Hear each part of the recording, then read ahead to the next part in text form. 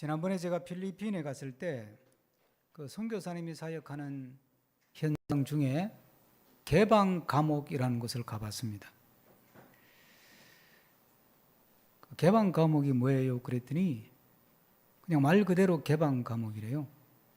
그래 갔더니 게이트는 있는데 우리나라로 치면 작은 단위의 리를 2개 정도 합쳐놓은 면적이에요. 엄청나게 넓죠. 거기에 그냥 편하게 사는 거예요. 그 중에 조금 중한 죄수들은 이제 막사가 있어요. 그런데 많은 수는 그냥 거기 그렇게 사는 거예요.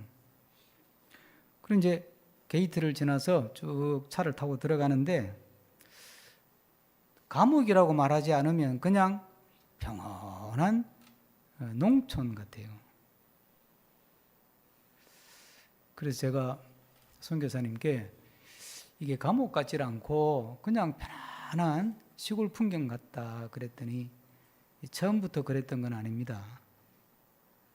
선교사님이 거기에 사역한 지가 약 한 30년 가까이 되는데 젊었을 때 들어가서 거기하고 연결이 돼서 이제 거기 교회도 세우고 섬기는 거예요, 죄수들을.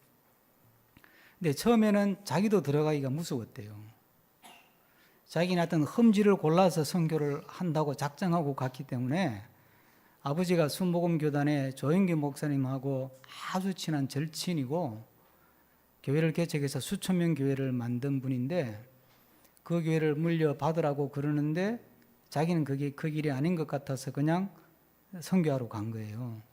이왕 갔으니까 자기는 험지 간다. 그리고 이제 갔는데 처음에 자기가 들어갈 때 똑같은 환경이지만 무서웠대요.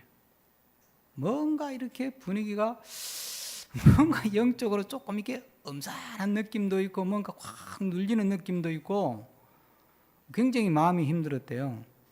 그렇게 이제 사역을 시작하던 중에 변화가 일어난 게 그 개방 감옥의 소장님으로 믿음이 좋은 분이 오신 거예요. 이분이 오셔서 성경적인 가치를 가지고 이제 감옥을 운영을 하는 거예요.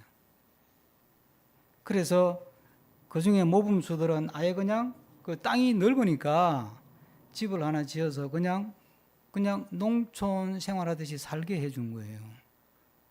그러면서 조금씩 처음에는 반발도 많았고 교도관들이 이거 절대 안 됩니다. 근데 이제 그걸 다 설득시키고 기도하고 이해시키고 그래서 하나씩 바꾸고 그 일대 소장님이 너무 잘해가지고 그 소장님이 너무 잘해서 그 아들이 또 소장님이 되고 또 그 손주가 소장님이 됐어요. 그 사이에 또 그 기술직으로 들어간 분이 아주 신실한 그 처음으로 이제 크리스찬 소장님 아들인데 이분도 큰 아들인데 이분이 기술직으로 들어가서 소장이 되지는 못했지만 기술직의 최고위직까지 올라갔는데 제가 이분을 만났어요. 그 장로님이신데 인품이 보통이 아니더만. 제가 이게 사람 만나면 이렇게 좀 느끼는 게 있잖아요. 이게 보통 분은 아니다. 이게 느낌이 확 올 정도로. 이제 그런 분들이 그 개방 감옥의 영적인 분위기를 조금씩 바꿔가지고 한 30년 지나니까 목사님이 느끼는 그런 감옥이 됐습니다. 거기에 관내에 초등학교가 있어요. 아이들이 한 5, 60명 되는데 제가 영상이 미숙해서 사진 찍어왔는데 보여드리지 못해서 안타까운데 거기에 교도관들 자녀들과 죄수 자녀들이 같이 다니는데 제가 교장선생님한테 물어봤어요. 아이들 간에 서로 마찰이나 갈등이 없습니까? 그러니까 전혀 없습니다. 그래서 어떻게 이게 가능하죠? 그랬더니 그분이 설명을 못하고 하는 말이 저희들도 몰라요. 이상한 분위기가 우리 안에는 있어요. 이러더라고요. 여러분, 이 영적인 어둠이 꽉 드리워져 있었던 그 감옥이 조그마한 건물 하나도 아니고 어떤 단위 큰 거 생각하면 되는데 그 지역의 영적 분위기를 바꾸는 거예요. 그래서 살벌하고 긴장이 되고 뭔가 어둠에 눌려있던 분위기가 굉장히 따뜻하고 밝고 환한 분위기로 바뀌면서 죄수들이나 죄수들의 자녀들이나 간수들이나 간수들의 자녀들이나 또 교도관의 자녀들이나 이런 사람들이 그 분위기에 오히려 눌리는 거지 이제는. 그래서 어떤 인간적인 욕심이나 인간적인 어떤 그 뭐 기득권이나 뭐 잘났다는 거나 이런 게 거기서는 통하지를 않는 거예요. 정말 하나님께서 신실한 그리스도인들을 통해서 만들어 가신 놀라운 은혜의 현장인 줄로 믿습니다. 우리 마음속에, 우리 가정 안에, 우리 사회에도 이런 일은 충분히 일어날 수 있는 거예요. 그러니까 우리가 내가 처한 곳에서 온전한 그리스도인으로 향기를 드러내며 산다고 하는 것이 얼마나 놀라운 일을 만들어내는지 저는 그 현장을 보면서 야, 이게 참 대단하다. 이게 우리가 조금 잘 사는 나라라고 뭐 돈 퍼주면서 선교하는 거 가지고 자랑할 게 정말 하나도 없구나. 그 필리핀 사람들이에요. 그 자리를 끌어안고 기도하고 또 섬기고 또 희생하고 참고 기도하고 그랬더니 감옥의 분위기가 바뀌는 거예요. 감옥의 분위기가. 이것이 하나님의 은혜의 역사고 성령의 역사고 믿음의 능력인 줄로 믿습니다. 오늘 소돔과 고모라는 정반대 이야기예요. 소돔과 고모라는 뭐 문학 작품에도 많이 나오고 뭐 그림도 많이 나오고 뭐 음악적인 소재로도 많이 사용되고 그러니까 이 말은 인류의 어떤 우리 인류의 문화사에 그리고 문명사에 굉장히 영향을 많이 끼친 사건이라는 이야기지. 그만큼. 그런데 우리는 이 소돔 고모라 이야기를 읽으면 아 동성애 그것만 자꾸 생각을 해요. 성경이 소돔 고모라 이야기를 우리에게 들려주실 때 동성애 이야기만 하라고 들려준 건 아니지 않겠어요. 동성애라고 하는 하나님이 원하지 않는 어떤 생활의 질서, 성적 질서가 만들어지게 된 그 토양이 있을 거 아니에요. 그 밑바탕이 있을 거라고. 그 근원적이고 근본적인 것.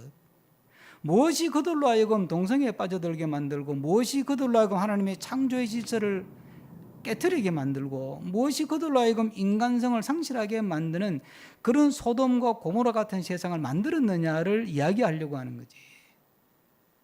그래서 하나님이 그 세상이 끝없이 그 사회가 도시가 끝까지 갔기 때문에 심판한 거잖아요. 전에도 잠깐 말씀드렸지만 바벨탑 또 바벨론이란 도시의 심판은 하나님에 대한 도전에 대한 심판이에요. 그죠? 우리가 볼 때는 성경적 질서로 볼 때 저건 심판받을 만하지. 그런데 소돔 고모라는 그런 이야기가 안 나와요. 뭐 그 사람들도 우상을 섬겼고 했겠지만 소돔 고모라 이야기를 할 때는 윤리적 도덕적 타락을 가지고 하나님이 심판을 해요. 그럼 이 이야기는 왜 하나님께서 이걸 뭐 우상 섬겼다, 뭐 영적인 간음했다 그런 이야기가 아니고 윤리적으로 도덕적으로 좀 타락했다 그럼 우리 다 죽어야 되는데 우리나 저들이나 뭐 윤리적 도덕적 잣대를 가지고 비교한다면 정도의 차이가 있을 뿐이지 그들보다 내가 더 깨끗하다 말할 사람이 얼마나 있겠어요. 그럼 왜 성경은 이런 이야기를 보여주느냐는 거예요. 우리가 오늘 소돔과 고모라에 드리워져 있는 영적인 어두움이라는 것이 무엇일까? 그것들을 이 사건을 통해서 살피면서 어떻게 하면 내 삶에, 우리 가정에, 우리 사회에, 우리 교회에 또 이 땅에 드리워져 있는 영적인 어두움들을 좀 걷어내고 또 이런 영적인 어두움의 권세, 이 눌림에서 벗어나서 정말 하나님의 은혜가 흐르고 하나님의 축복이 흐르고 하나님의 거룩한 영향력을 확산시켜가는 삶을 살 것인가 그런 마음으로 이 말씀을 함께 묵상하면서 은혜 나누기를 바랍니다. 이 영어 단어에 소돔이라는 단어가 있죠. 소돔이 이게 동성애라는 단어예요. 이게 소돔이라는 도시에서 유래된 단어인데 그만큼 이 소돔이라는 세상이 극도로 타락했다는 이야기죠. 그럼 여러분 생각해 봅시다. 소돔과 고모라가 왜 그렇게 타락했을까요? 가진 게 없어서. 우리는 생각하기를 가진 게 없는 사람은 아주 그냥 악이 받쳐가지고 훔치고 도둑질하고 남의 거 뺏고 그렇게 쉽게 생각해요. 그러면 가진 사람은 도둑질 안 해요? 가진 사람이 훔치는 거는 더 큰 걸 훔쳐요. 나라를 대상으로 사기친다니까? 가진 사람들은. 못 가진 사람들은 좀 도둑이에요. 배운 사람이 사기를 치잖아요. 나라를 팔아먹어요. 그렇죠? 깜짝 놀라는 표정들이시네. 소돔과 고모라는 가진 게 없는 게 아니에요. 고고학적인 발굴에 의하면 소돔과 고모라가 막 지진이 일어나고 막 이렇게 운석이 떨어지고 해가지고 이렇게 망했다, 이렇게 고고학적인 그 보고서에 기록이 돼 있어요. 이 소돔 고모라 그 지역에 어떤 변화가 있었던 거지, 하나님이 이제 사용하셨던 방법일 텐데, 그런데 그 흔적들을 보면 그 당시에 꽤 정착된 도시로서 안정된 도시였다는 거예요. 그러니까 봐요. 자, 돈도 가질 만큼 갖고 있고, 그 당시 지식적으로도 도시니까 알 만큼 알고, 누릴 만큼 누리고, 그런데 왜 이 성적 타락으로까지 가요? 왜 그럴까요? 이 비슷한 이야기가 최근에 뉴스에 보니까 우리나라 유명 연예인들이 계속 마약과 연루가 되는 거예요. 제가 한번 특정한 탤런트나 배우 이름은 이야기하지 않겠어요? 저는 크게 관심이 없으니까 그런 분야에 대해서. 어떤 여러분 이름 떠오르죠? 정상급 톱 반열에 있는 탤런트들이에요. 생각해봐요. 그 사람들 돈이 있죠? 인기 있죠? 명예도 있죠? 근데 뭐가 부족해서 마약에 손을 대요? 그 관련 기사를 제가 보다 보니까 기사 제목에 그렇게 나온 게 있어요. 무엇이 부족해서? 왜 그럴까요? 여러분, 사람이라는 존재는 이 세상의 것으로는 절대 채워지지 않는 어떤 공간을 갖고 있는 거예요, 우리 안에. 그걸 정확하게 이해를 해야 돼요. 우리가 가진 게 적을 때는 더 가지면 행복할 것 같고, 더 가지면 만족할 것 같고, 더 가지면 내가 더 이상 욕심 안 부릴 것 같지. 절대 그렇지 않다는 이야기예요. 가지면 더 가지고 싶고, 올라가면 더 올라가고 싶어요. 왜? 채워지지 않으니까. 그러면 최정상에 올라가면 다 채워지면 더 안 그러냐? 아니라는 이야기예요. 알 만큼 알고 가질 만큼 가지고 누릴 만큼 누리는데도 채워지지 않는 무언가가 있는 걸 어떡하냐고.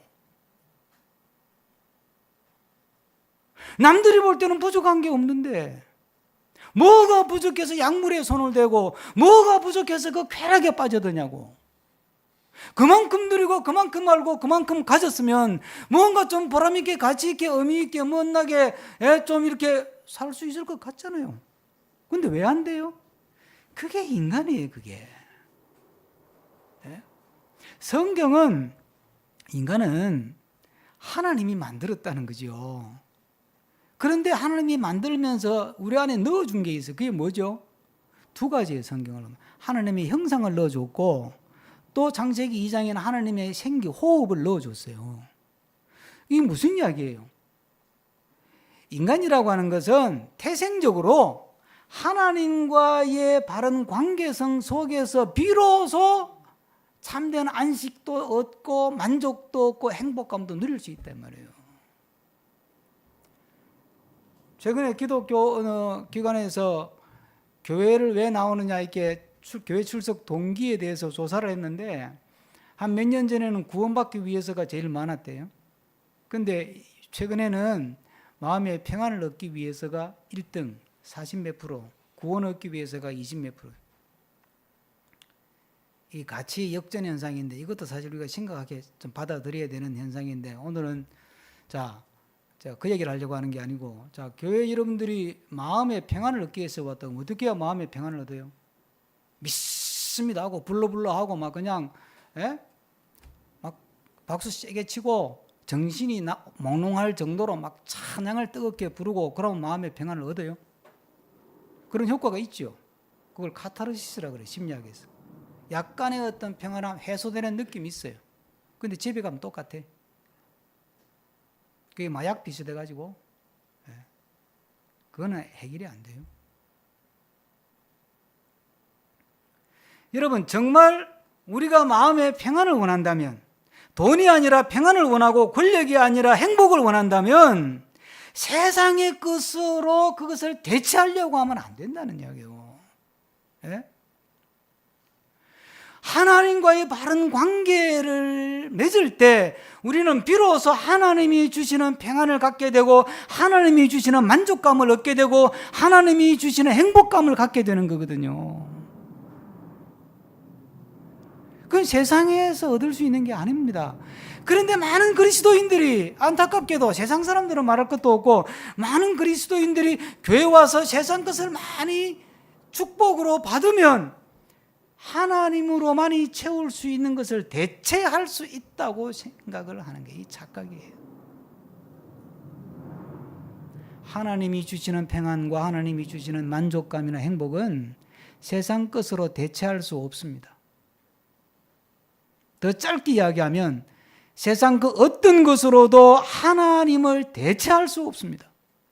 오직 하나님은 하나님을 통해서만이 우리가 만날 수 있는 것이고 하나님의 것으로만이 우리가 비로소 진정한 참된 온전한 마음의 평안과 기쁨과 행복과 삶의 보람과 의미를 찾을 수 있는 줄로 믿습니다. 이게 기독교의 유명한 역사가들이, 주님 만난 역사가들이 공통적으로 고백하는 이야기 아니에요? 그 중에 가장 유명한 문장을 남긴 사람이 어거스틴이죠. 주 안에서 주님을 만나기 전에는 내 마음에 평안이 없었습니다. 이 사실 어거스틴도 누릴 만큼 다 누려본 사람이에요. 되게 똑똑했어요. 32살에 수사학 교수로 날렸으니까. 그런데 마음에 평안이 없다가 주님 만나고 보니까 이야, 마음이 그렇게 평안할 수가 없더라는 거지.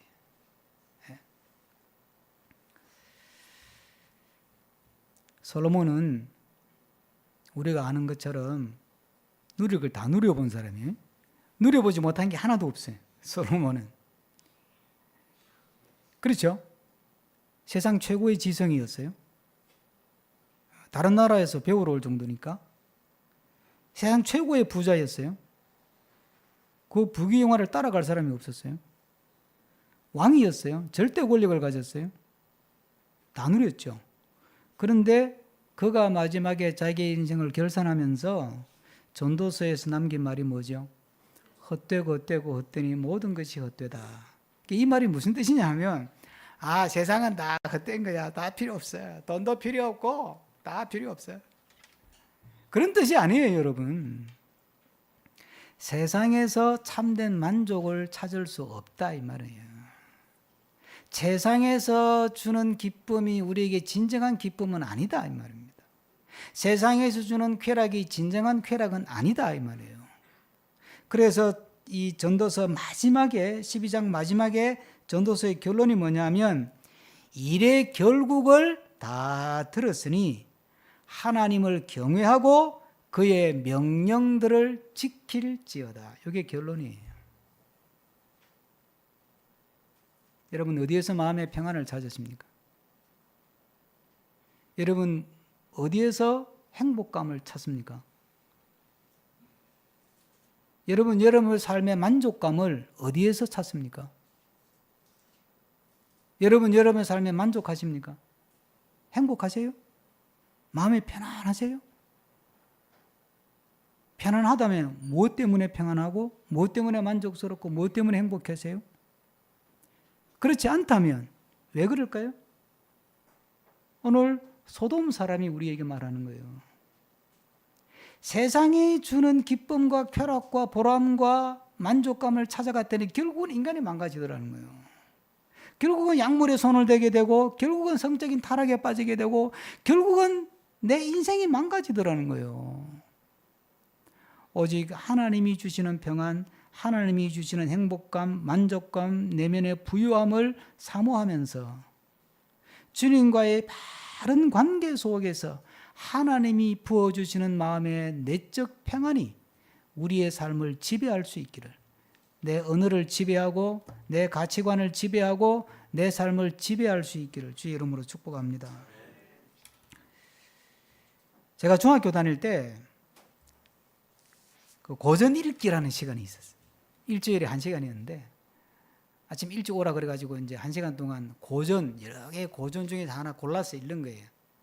제가 그때 읽었던 게 뭐 양반전도 읽고 뭐 그랬던 게 기억나는데 그 고전 목록이 쭉 나왔었어요. 이제 쭉 나눠주거든요. 자, 이 중에서 하나 골라라. 그러면 이제 그걸 빌려줘요.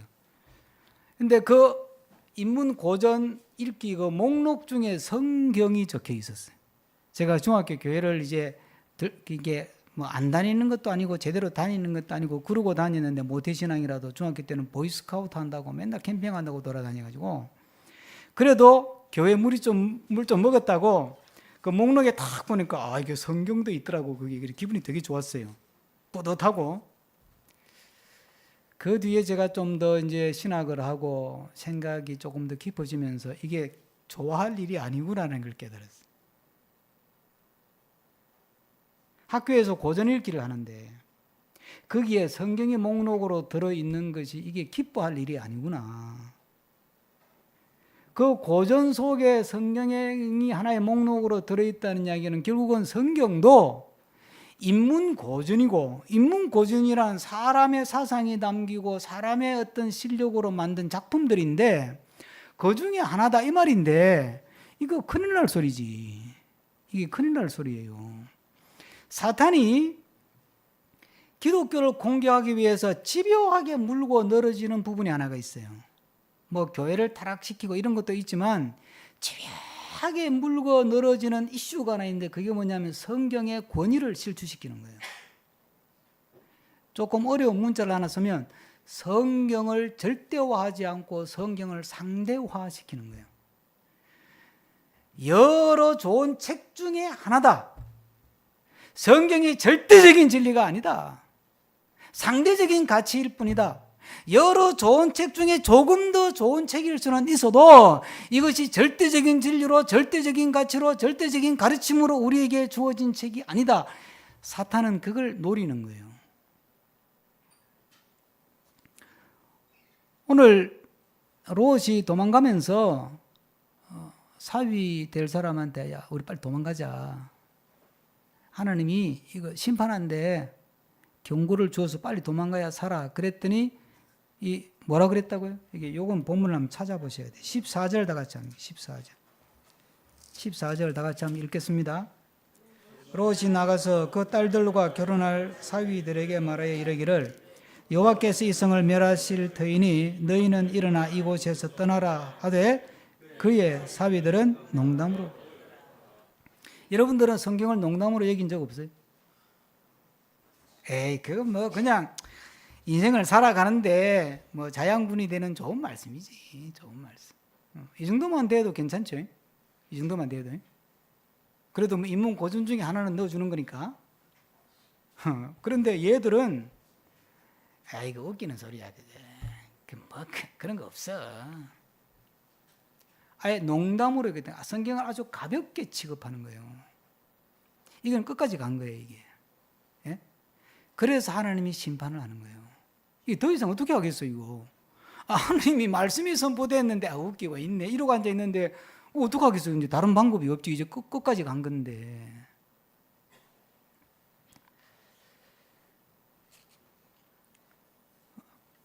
여러분, 이 창세기에 보면 뱀이 아담과 하와를 유혹할 때 사용했던 방법이 말씀을 상대화하는 거예요.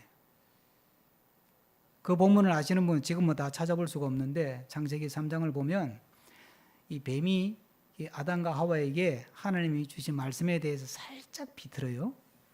살짝 비틀고 살짝 보태고, 예? 그리고 살짝 이렇게 약화시켜요. 에이, 그럴 리가 있냐? 뭐 그런 식으로. 예? 예? 그러면서 어떻게 하는 거예요? 결국은 말씀의 권위를 떨어뜨리는 거예요. 여러분들의 마음속에 이 하나님의 말씀인 성경이 하나님이 주신 절대의 진리의 말씀으로 받아들여지고 있느냐 이 말이에요. 이 세상은 끊임없이 새로운 학설과 새로운 주장과 새로운 가르침을 통해서 이 성경도 그냥 인류가 갖게 된 많은 책 중에 한 권 정도는 될 수 있지만 그러나 절대적인 진리요 절대적인 가치일 수는 없다. 이렇게 자꾸 우리를 흔들어 놓는 거죠. 그런데 성경은 우리에게 분명히 선포해요. 성경은 사람의 작품이 아니고 사람의 사상이 담긴 것이 아니라 하나님의 책이요 하나님의 계시가 담겨 있는 것이다. 하나님의 계시가 담겨 있다는 말을 인문학적인 표현으로 하면 하나님의 생각이 담겨 있는 거라 이 말입니다. 그러니까 이게 똑같이 생긴 책이라고 똑같은 책이 아니라는 거예요. 근데 왜 자꾸 이렇게 성경의 권위가 떨어지느냐? 목사에게도 책임이 좀 있는 것 같아요. 제가 설교하는 목사 입장에 보면 설교가 자꾸 너무 가벼워지는 거야. 이게 뭐 설교인지 만담인지 분간이 안 돼. 그럼 교인들은 막 와 말씀 재밌다 막 그러고 아멘 하면 꼬박꼬박 넘어가. 그러니까 계속 그렇게 또 그런 게 유행이 돼가지고 어떻게 하면 설교하면서 웃길까 뭐 그거 자꾸 연구하면서 설교하는 거야. 저도 그 유혹에 한동안 빠졌었고 그래서 어쨌든지 참 재미있는 예화 찾아가지고 한 대목이라도 웃겨보려고 애를 썼고 그런데 말씀을 좀 더 잘 전하기 위해서 위트나 개그를 쓰는 것은 문제가 될 게 없겠지만 결국은 그렇게 해서 말씀의 권위가 떨어지고 말씀의 어떤 진중함과 무게감이 가벼워지고 그래서 그냥 하나님의 말씀을 그냥 내 인생의 참고사항 정도로 들을 정도로 이렇게 치부하게 만드는 쪽으로 이게 그런 설교가 기여한다면 이거는 끔찍한 일이지. 여러분 정말 이 시간에 여러분들은 뭐 성경 말씀을 농담으로 여기진 않겠지만 정말 여러분의 삶을 좌우하고 우리 자녀들의 인생을 좌우하고 내 미래를 결정할 결정적인 지혜와 진리의 말씀이라는 것을 믿습니까? 그 믿음을 여러분들이 꼭 갖게 되기를 바랍니다. 정말 이 말씀을 따라 살아갈 때 하나님이 주시는 복이 있고 하나님이 주시는 은혜가 있고 이 말씀을 따라갈 때 내 미래가 있고 영원한 생명까지도 보장되게 하는 것이 하나님의 말씀이고 이 말씀은 내 삶의 상대적인 가치 참고사항이 아니라 절대적인 영향을 미쳐야 하고 이 말씀이 내 삶을 통제하고 내 사고를 통제하고 내 감정을 통제하고 내 가치관을 통제해야 된다고 하는 사실을 오늘 믿음으로 받아들이시기를 주의 이름으로 축복합니다. 우리가 임직식 할 때 서약을 했거든요. 서약을. 그 임직하시는 분들은 뭐 긴장을 해서 내용도 기억 못하고 예 서약합니다 하고 답을 했을지 모르겠는데 제가 이 시간에 맨정신으로 들을 수 있도록 제가 한번 읽어드릴 테니까 제 1번 서약이 뭐냐면 신구약 성경은 하나님의 말씀이요.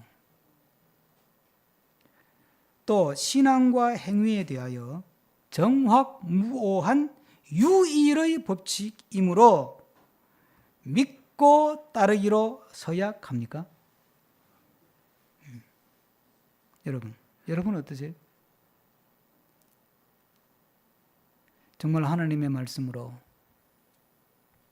어떤 종교적인 사물이 아니고 어떤 대단한 종교 지도자가 만든 작품이 아니라 하나님이 주신 계시의 말씀으로 나의 미래가 달려있고 나의 구원이 달려있고 나의 삶의 복된 삶의 길이 담겨있는 절대적인 진리의 말씀으로 마음으로 믿고 받아들이시기로 서약하십니까?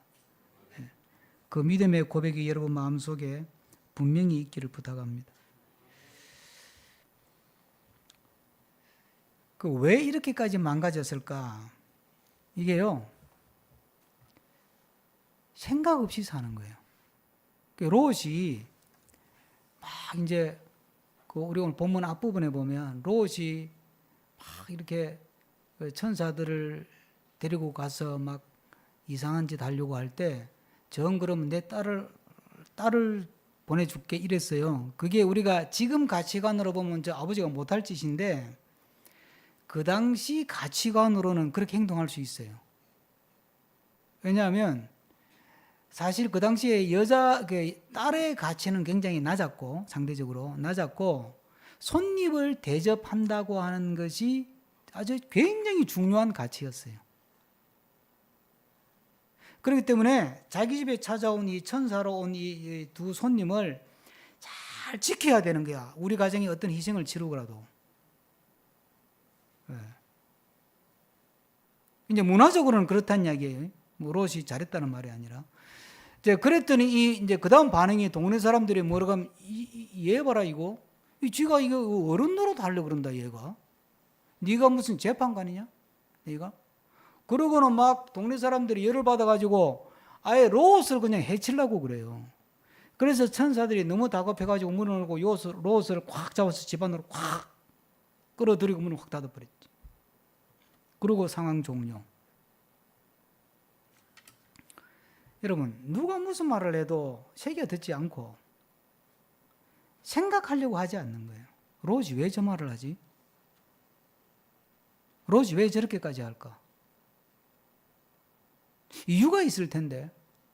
아무리 손님 대접하는 게 귀하다 하지만 자기 딸들인데 어떻게 저렇게까지 할까? 뭔가 생각이 있을 텐데 생각을 조금만 해봐도 쉽게 넘어갈 일이 아니잖아요. 에? 생각을 안 하는 거예요.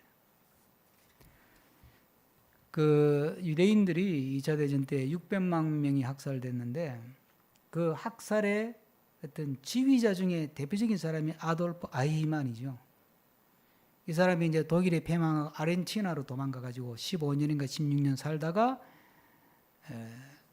그 이스라엘의 모사드에 잡혀 가지고 예루살렘에서 재판받아서 이제 교수형에 처해졌는데 전 세계가 주목했어요. 그래서 그 재판 과정을 취재하기 위해서 미국의 해나 아렌트라고 하는 정치학과 교수인데 여자분인데 이분이 그걸 취재하러 가요. 가가지고 그 재판 과정 오랜 기간을 쫙 취재하고 마지막 보고서처럼 내놓은 책이 있어요. 예루살렘의 아이히만이라는 책인데 그 부제가 뭐냐면 악의 평범성이에요. 아이히만은 그렇게 마귀짓을 했는데 생긴 게 마귀같이 생기고 하는 짓도 마귀가 될 것이고 생각도 마귀가 될 것이라고 생각했는데 재판정에 나와 있는 모습을 보니까 평범한 동네 아저씨야. 사람이 너무 평범한 거예요. 충격을 받았어요. 그래서 아이히만에 대해서 조사를 해요. 쭉 조사를 해보니까 어릴 때 굉장히 착한 아이였대. 부모한테 효자고 가정에는 굉장히 모범적인 가장이었대요. 그런데 유대인을 학살하는 일에 집행자가 되고 주동자가 되는데 일말의 양심의 가책도 없는 거야. 나는 명령에 충실하게 성실하게 따랐을 뿐이다. 그거 하나만 있는 거예요. 그래서 해나 아렌트가 내린 결론이 악이라는 것도 굉장히 평범한 모습으로 위장을 하고 있구나. 이제 이런 뜻이에요. 그런데 그 책의 결론은 그거예요. 그럼 왜 이렇게 평범한 가운데서 악이 자행되느냐? 우리도 다 평범한 사람들 아니에요. 저도 평범한 사람이고 여러분도 평범한 사람인데 우리도 악을 행한단 말이에요. 실수하고 죄 짓고 거짓말도 하고 나쁜 짓도 하고. 예? 그렇잖아요. 왜 그러느냐? 이 해나 아렌트의 진단이 뭐냐? 생각이 게을렀다는 거예요. 사유의 결핍 그래서 생각하지 않으려고 하는. 이래도 되나? 이러면 안 되는 것 같은데. 이 생각을 안 하는 거예요. 그냥 히틀러가 명령을 했으니까 나는 명령을 집행할 뿐이다. 그러고 사람을 따르륵 죽이는 거야 그냥 쉽게. 사람을 이렇게 죽여도 되나? 아무리 유대인이라도 이건 아닌 것 같은데. 이 생각을 안 한 거예요. 여러분 믿음 생활도 똑같아요. 생각하고 믿어야 돼요. 덮어놓고 아멘은 맹신이에요. 미신이고. 왜 우리에게 성경을 줬습니까? 성경을 지은 이유가 생각하고 믿으라는 거 아닙니까? 그렇죠? 시편 1편에 다윗이 이렇게 이야기합니다. 복 있는 사람은, 이 말은 하나님을 잘 믿는 사람은 하나님의 말씀을 밤낮으로 묵상하는 자라 그랬습니다. 이 묵상한다는 말이 되새김질한다, 곱씹는다 이런 뜻이에요. 그러니까 생각을 한 번 하고 틱 넘어가는 게 아니고 그냥 이 말씀을 또 생각하고 물고 늘어지는 거지, 생각으로. 그렇게 믿음 생활하는 것이, 그게 하나님을 잘 믿는 복 받는 사람이래요. 이렇게 믿는 게 맞나? 이렇게 예배 드리는 게 맞나? 이렇게 찬양하는 게 맞나? 내가 이렇게 믿음 생활하는 것이 옳은 것인가? 이걸 생각하고 믿어야 되는 거예요. 그런데 덮어놓고 그냥 아멘 하고 그냥, 그게 생각이 게으른 거지. 하나님이 머리를 달아주신 것은 여기다가 이렇게 훅까지 넣어가지고 멋내라고 주신 게 아니고 머리를 쓰라고 주신 거잖아요. 그러니까 생각해야지. 더 하고 싶은 이야기가 많은데 시간이 많이 가서 이 정도로 제가 정리를 하려고 하는데, 책을 하나 소개를 드릴게요. 오스 기니스라는 사람이 있습니다. 회의하는 용기라는 책이 있어요. 한번 꼭 읽어보시기를 권합니다. 거기에 보면 우리가 왜 잘못된 회의에 빠지느냐, 회의라는 게 의심이 될 수도 있는데 빠지느냐, 7가지를 설명을 다 해놨어요. 그리고 우리가 가져야 될 회의가 뭐냐, 제 1장의 소제목이 뭐냐면 인간은 존재한다, 고로 회의한다. 우리는 생각하면서 믿어야 돼요. 생각하면서 믿지 않으니까 기복신앙에 빠지고, 생각하면서 믿지 않으니까 이단에 넘어가고, 생각하면서 믿지 않으니까 맹신에 빠지고, 생각하면서 믿지 않으니까 믿는 것 같은데 이제 미신 같은 믿음을 갖는 거거든요. 정말 말씀을 붙들고 여러분 좀 힘들어도, 머리에 조금 쥐가 나더라도 말씀을 묵상하면서 생각하면서 하나님께서 말씀을 통해서 우리에게 제시하신 그 믿음의 길, 그 복된 믿음의 길, 그 영광스러운 믿음의 길을 가는 우리 모두가 되기를 축복합니다. 기도하시겠습니다.